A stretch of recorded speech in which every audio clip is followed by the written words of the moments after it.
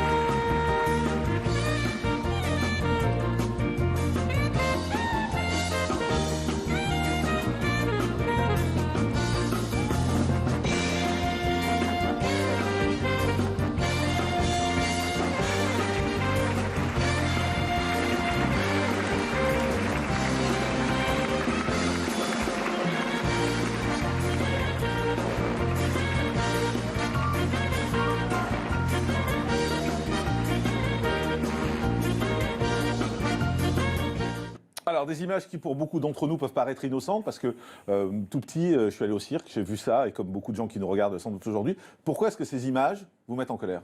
Justement parce qu'elles sont trompeuses, parce que comme c'est présenté comme un spectacle, les personnes ne se rendent pas compte que derrière ces traitements, il y a beaucoup de mauvais traitements justement. Parce que là, les animaux, on les voit quelques minutes sur la scène, mais en fait, ils sont la plupart du temps transportés dans des conditions qui répondent évidemment pas à leurs besoins. Ce sont des animaux qui sont prisonniers à longueur de temps et qui sont dressés à exécuter des comportements qui ne sont pas naturels. Là, quand on voit l'éléphant, et encore, on le voit pas faire le poirier, il y a des fois où l'éléphant fait carrément le poirier, ce qui est absolument un non-sens par rapport même à sa colonne vertébrale, par rapport à sa constitution. Donc ce qu'on dénonce, nous, c'est justement ce traitement des animaux et cette exploitation au moment où justement il y a une prise de conscience dans le public. Il y a aussi beaucoup de pays qui interdisent maintenant l'exploitation d'animaux sauvages dans les cirques parce qu'on est conscient que derrière ces quelques minutes de spectacle, il y a un dressage qui est violent. On le voit aussi pour les félins. Est-ce qu'un dressage, c'est forcément des mauvais traitements ? Parce que moi, j'ai un chien, par exemple. Mon chien, il est dressé pour vivre avec moi, c'est-à-dire pour marcher au pied, etc., quand il a envie. Mais est-ce que c'est forcément des mauvais traitements ? Moi, je ne l'ai pas maltraité, mon chien, pour le dresser. Non, mais justement, il faut faire quand même la différence entre un animal domestique qui a un rapport à l'homme, qui est d'ailleurs dépendant de l'homme par la nourriture notamment, et un animal sauvage pour lequel on doit casser finalement sa psychologie, c'est-à-dire qu'ils ont des besoins physiologiques, mais aussi de comportement, de reproduction, de chasse, etc. Et là, ils se retrouvent dans un environnement qui ne répond pas du tout à ces besoins. Et encore une fois, les animaux de cirque vivent la plupart du temps dans des cages de transport et ils développent un comportement stéréotypé, c'est-à-dire que c'est un problème psychologique.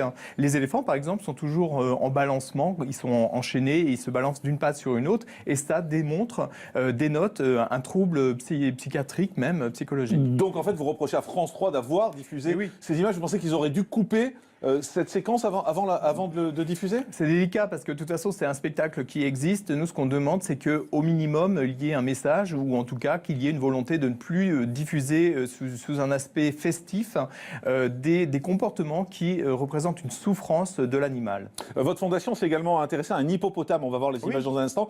Vous nous resituez un peu ? Alors là, il y a quelques années, effectivement, c'est un hippopotame qui était détenu par Zavata dans des conditions épouvantables comme tous les hippos et comme tous les animaux de cirque.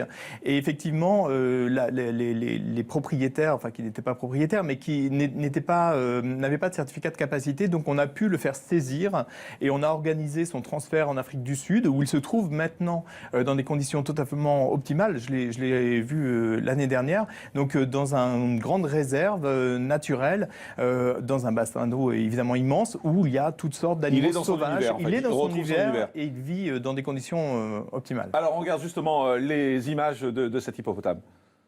Au cirque Luigi Zavata, avec Tonga, un hippopotame de 11 ans, exhibé sans certificat de capacité.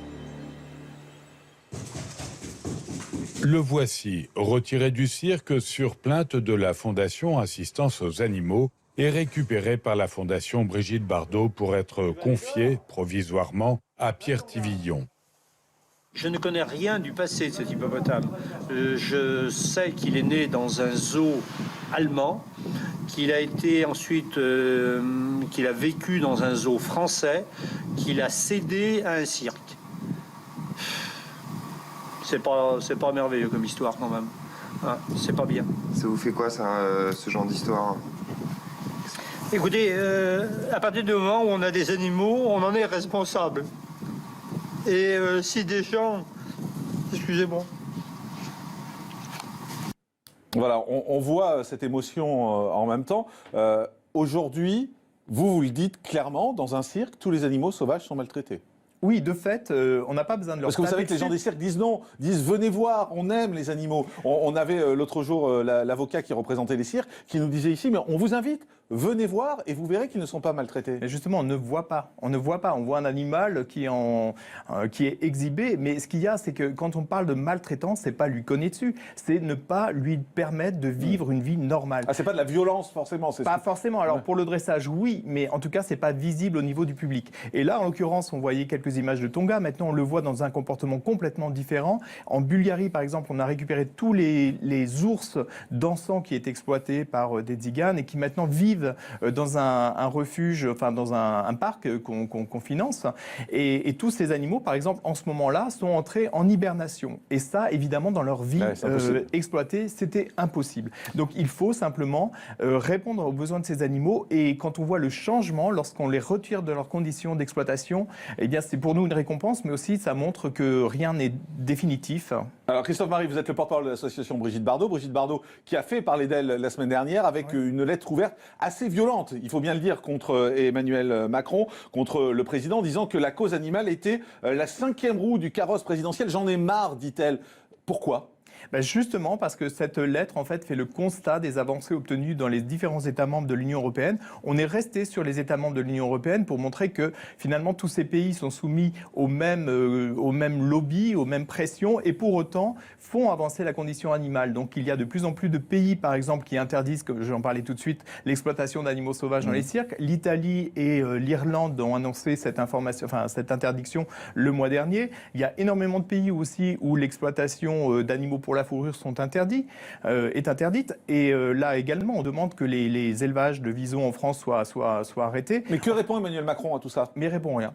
C'est-à-dire, il n'y a pas de réponse. Il n'y a pas de réponse, ou alors la réponse quand par exemple, on a dénoncé la chasse à courre, avec un sondage qui montre que 84% des Français sont favorables à une interdiction de la chasse à courre, eh bien sa réponse, c'est d'aller voir les chasseurs à Chambord, d'aller voir le gibier qu'ils venaient de tuer, donc des sangliers, et leur serrer la main. Donc voilà sa réponse. Mais enfin, Emmanuel Macron ne va pas ne pas serrer la main des chasseurs. Vous pensez qu'il devrait ne pas serrer la main de chasseurs, par exemple ? C'est pas ça, mais pourquoi aller pour ces 40 ans symboliquement, aller voir les chasseurs alors qu'on est en pleine campagne de sensibilisation et les Français disent qu'ils en ont marre de la chasse à courre.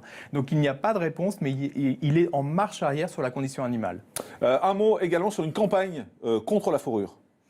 Oui, alors c'est une campagne en fait de sensibilisation. Alors là, c'est intéressant parce que ça venait compléter cet appel à Macron, c'est-à-dire que dans l'appel à Macron, on est dans un appel à une réglementation plus stricte. On voit d'ailleurs cette affiche, j'aime les animaux morts, avec du sang qui coule de la capuche, c'est très violent quand même. Hein. Alors ça justement, c'est pour l'inverse de ce que je disais par rapport à Macron. Là, on s'adresse au public, c'est-à-dire que les personnes qui portent ces doudounes avec des capuches, c'est très à la mode, on en voit partout dans la rue. On en voit partout, mais ces personnes ne savent pas toujours qu'il s'agit d'animaux, enfin de fourrure animale. Quoi, oui.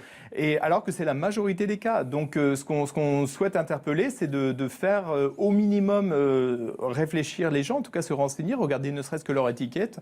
Tout ce qui est Canada Goose ou autre, c'est bien indiqué que c'est du coyote, donc c'est un animal qui est piégé et abattu dans son piège. Et puis tout le reste qui vient de Chine ne vaut rien au niveau valeur marchande. Et c'est aussi pour ça qu'il y a une tromperie au niveau des acheteurs. Ils pensent que la doudoune n'étant pas chère, c'est de la fausse fourrure. fourrure. Or, c'est pas du tout de la fausse fourrure. Simplement, c'est de la fourrure qui est issue d'animaux qui sont traités dans des conditions effroyables en Chine et abattus dans des conditions effroyables. Et donc, il n'y a pas de valeur marchande. Ça Donc, coûte ce que vous moins dites cher. aux gens, en fait, quand ils achètent ces doudounes avec ces gros cols en fourrure, vous avez un animal mort autour Bien du cou. sûr. C'est ça le message que vous voulez faire Bien passer. sûr. Ce qui est dur quand même, hein, comme message. Bah non, c'est la vérité. Donc ce qui est dur pour nous aussi, c'est de voir que ces mêmes personnes ont souvent un chien qu'elles adorent, qu'elles dorlotent, etc. Et en fait, ils ont le cousin autour du cou parce que c'est la plupart du temps des canidés qui ont été abattus dans des conditions effroyables. Donc il faut être cohérent aussi dans sa démarche. Merci beaucoup Christophe Marie, porte-parole de l'association Brigitte Bardot. Merci beaucoup d'avoir été en direct avec nous. Merci.